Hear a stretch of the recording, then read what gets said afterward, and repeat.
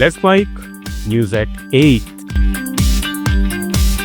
असम अरुणाचल प्रदेश सीमा विवाद में एक बार फिर गोलीबारी हुई है। सोनितपुर जिले के बेहाली जंगल के डेकन क्षेत्र में असम वन विभाग की ड्रोन निगरानी के दौरान पड़ोसी राज्य से आए सशस्त्र बदमाशों ने वन रक्षकों पर फायरिंग की, जिसके जवाब में वन रक्षकों ने भी गोली चलाई।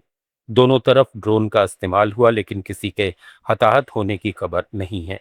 सुरक्षा बलों ने इलाके में भारी तैनाती कर दी है और स्थिति नियंत्रण में बताई जा रही है।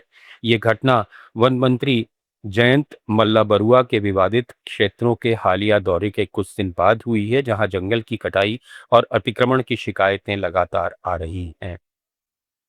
कर्नाटक के बेंगलुरु में केंद्रीय अपराध शाखा की महिला सुरक्षा इकाई ने एक ऐसे गिरोह के 11 गुर्गों को गिरफ्तार किया है जो क्लासिफाइड एड्स ऐप के जरिए पुरुषों को फुसलाकर उनसे लूटपाट करता था। व्हाइट फील्ड के एक निवासी की शिकायत पर कार्रवाई हुई, जिसने बताया कि उसे इस गिरोह ने ठगा था। पुलिस के मुताबिक गिरोह महिलाओं के जरिए शिकार को फंसाता और फिर लूट लेता था। मणिपुर पुलिस और सुरक्षा बलों ने पिछले 24 घंटे में अलग अलग ऑपरेशंस में 3 संदिग्ध उग्रवादी कैडरों को चंदेल जिले के इंडो म्यांमार बॉर्डर क्षेत्र और इम्फाल ईस्ट में पकड़ा, जबकि हथियार और संचार उपकरण भी बरामद किए गए। उसी दौरान इम्फाल ईस्ट के खुमन लंपाक और चुराचांदपुर जिले के थिंकांग फाई गांव में ड्रग तस्करी के 2 मामले सामने आए, जहां 6 किलो 200 ग्राम क्रिस्टल मेथ और बड़ी मात्रा में संदिग्ध ब्राउन शुगर जब्त की गई। इस मामले में 2 लोगों को गिरफ्तार किया गया। ये कार्रवाई राज्य में उग्रवाद और नशीले पदार्थों की तस्करी पर लगातार चल रही कार्रवाई का हिस्सा है। आंध्र प्रदेश के पोलावरम जिले में गोदावरी नदी में मछली पकड़ते समय 5 लोगों की डूबने से मौत हो गई। गोलागुडेम गांव के पास बाढ़ के पानी में मछली पकड़ने गए 3 महिलाओं समेत 5 लोग अचानक तेज धारा में बह गए। स्थानीय लोगों ने नावों की मदद से तलाशी अभियान चलाया और सभी शव बरामद कर लिए। येतपाका पुलिस ने नदी में अचानक बढ़े पानी के स्तर को इस हादसे का कारण बताया है।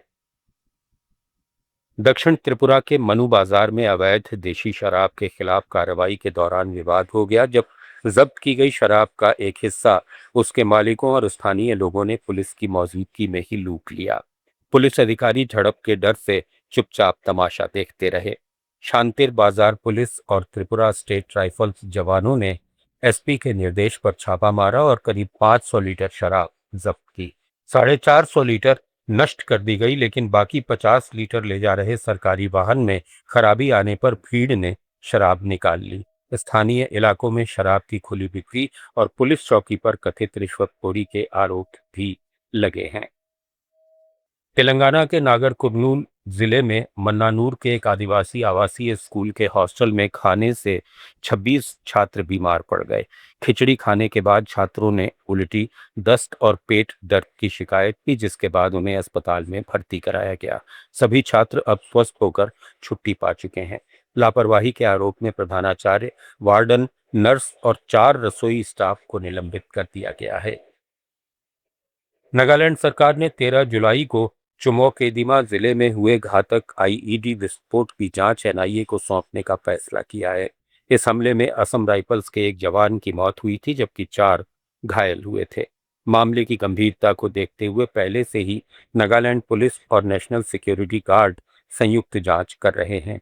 राज्य सरकार का कहना है कि आतंकी साजिश और विस्फोट की पूरी सच्चाई सामने लाने के लिए अब एनआईए औपचारिक रूप से जांच अपने हाथ में लेगी। पुलिस ने हमलावरों की पहचान या गिरफ्तारी में मदद करने वाली सूचना पर 50,000 रुपए के इनाम की भी घोषणा की है। केरल के कोट्टायम के आयरकुन्नम में एक परिवार के 4 सदस्यों ने आत्महत्या का निर्णय कर जहर खा लिया। इस घटना में मां और बेटी की मौत हो गई, जबकि पिता और बेटा अस्पताल में भर्ती हैं, जहां पिता की हालत गंभीर बताई जा रही है। पुलिस के मुताबिक ये घटना शुक्रवार को हुई, लेकिन परिवार के संपर्क में नहीं आने पर रिश्तेदारों की सूचना पर सबको शनिवार को अस्पताल पहुंचाया गया। प्रारंभिक जांच में वित्तीय संकट सामने आया है, जिसमें चिट फंड से 5 लाख रुपए मिलने में देरी का जिक्र है। न्यूज एट 8 में फिलहाल इतना ही। बने रहिए लेट्स माइक के साथ।